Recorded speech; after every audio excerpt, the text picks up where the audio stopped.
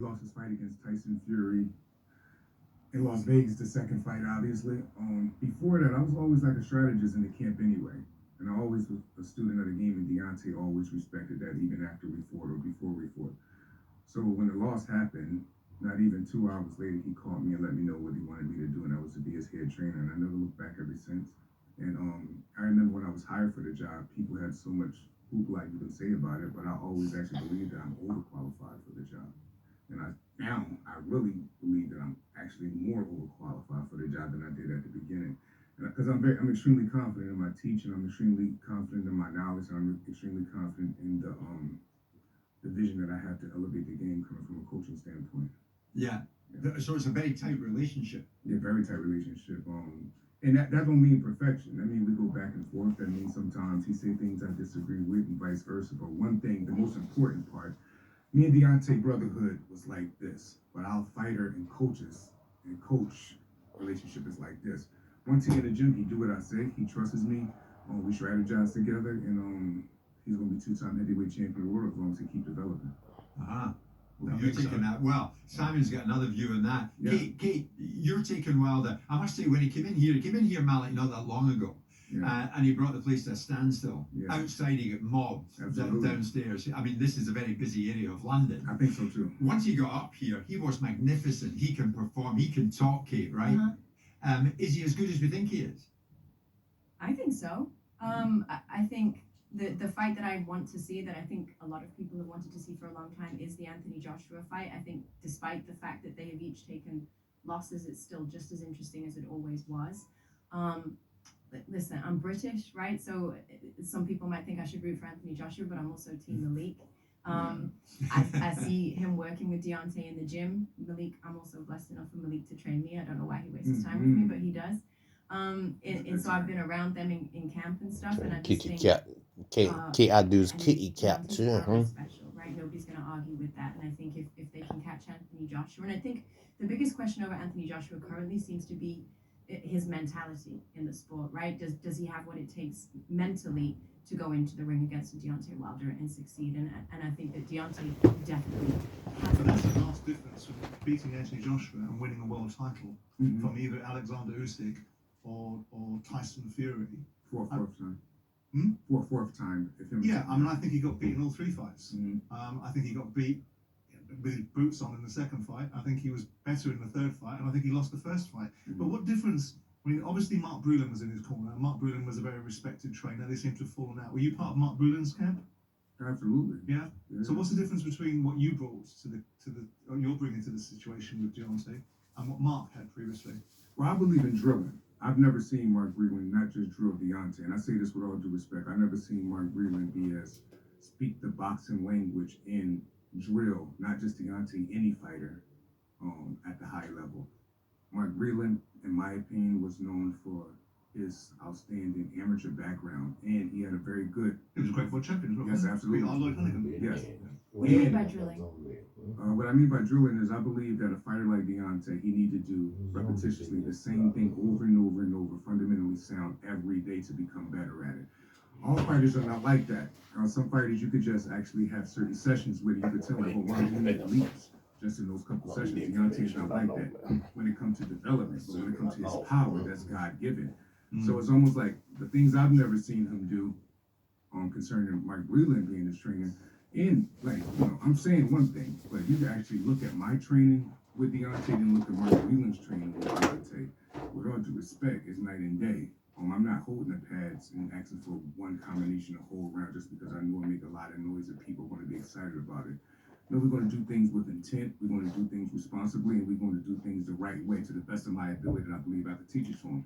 And I just think it's night and day from what I teach Deontay and what Mark Breland teach Deontay. Actually, if we want to be quite frank about the whole thing, JD's, in my opinion, have taught Deontay more, or have been, you could say, a good teacher before Mark Breland. And Russ Amber was even around. Mark Breland did a good job with Deontay, but in my opinion, he didn't take him to the next level. There was an argument, and I would be in that camp as well, that technically, you were not going to like this. Please do. But technically, Deontay Wilder is one of the most inept heavyweight champions that's been around. No one denies the power, Right. and no one denies the charisma. Right. I mean, the bomb squad thing's gone away a little bit, Yeah. but it's the level there, and I get it, right? But when he stepped in against Tyson, it's one thing beating Molina and Brazil and an old Luis Ortiz and getting yourself out of trouble.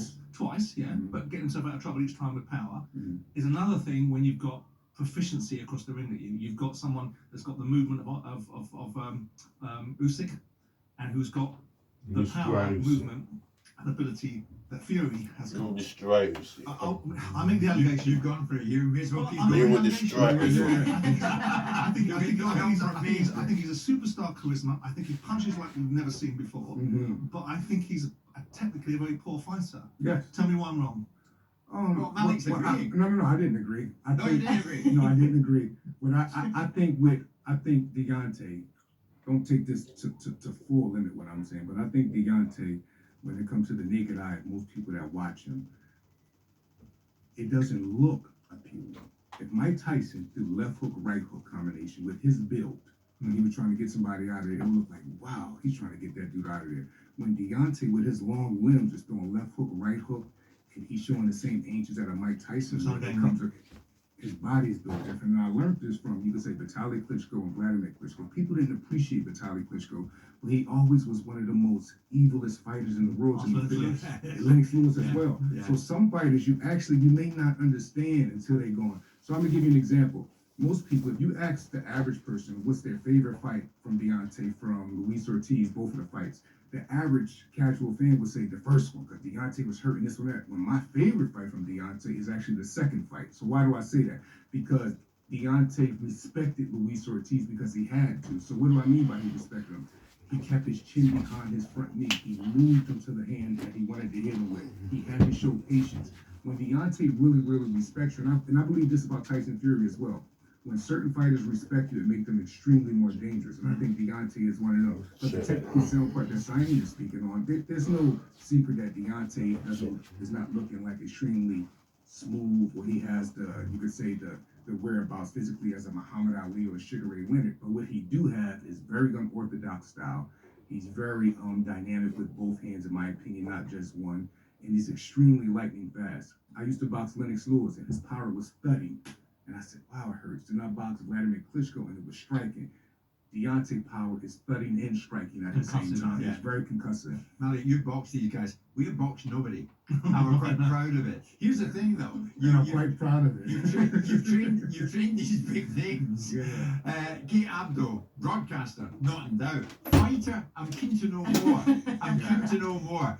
We'll know more after this. Absolutely. White and Jordan on Talksport. So too is my longtime friend, CBS host Kate Abdo.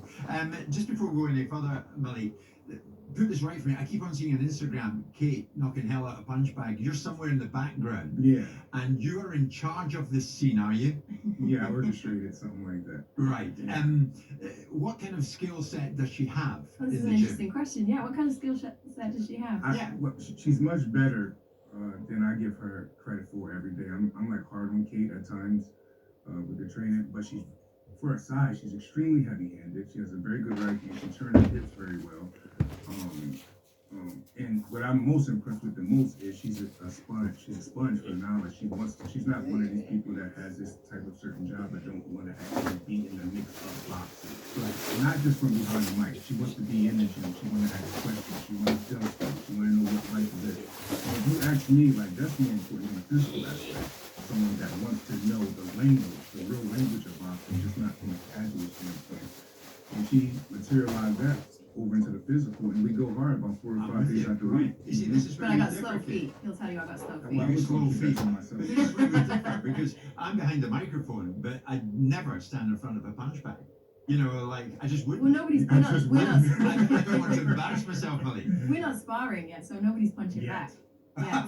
That's right. Those are the best kind of fights. Here's one we would like. Yes. Wilder, Joshua. Will we ever see it happen? Hopefully, I hope so. I'm praying on it, just like everyone else. But the business aspect of boxing can be extremely disappointing at times. When they come across, we're at a standpoint now. Look like a lot of promises have been made that aren't being kept. And Deontay is training 3-4 days out the week. I'm sure Joshua is doing something. Both of these guys are at the point where they want to fight each other. But the most frustrating part about the business, about boxing, is the business, and that's what's holding everything up right now. What's your take on Joshua? Where is he at right now, Malik? I know he's not your fighter, but it won't stop you commenting. So what do you think of him? I think he's a very, very good fighter. I think he's becoming underrated by a lot of his peers, not really a lot of people on my side. My whole thing with AJ had been, before I even trained Deontay, I think stylistically he overcommits. And if you look at any time he's been hurt, it's because he reaches over his front knee with his chin slightly up when he boxes. That has been changed a little bit since he's been being trained by Derek James. But I still think all you got to do is want to punch at Deontay, which he will. And when he reach and overcommit, he'll pay like he never paid before. And in my opinion, it's a 3-4 round fight.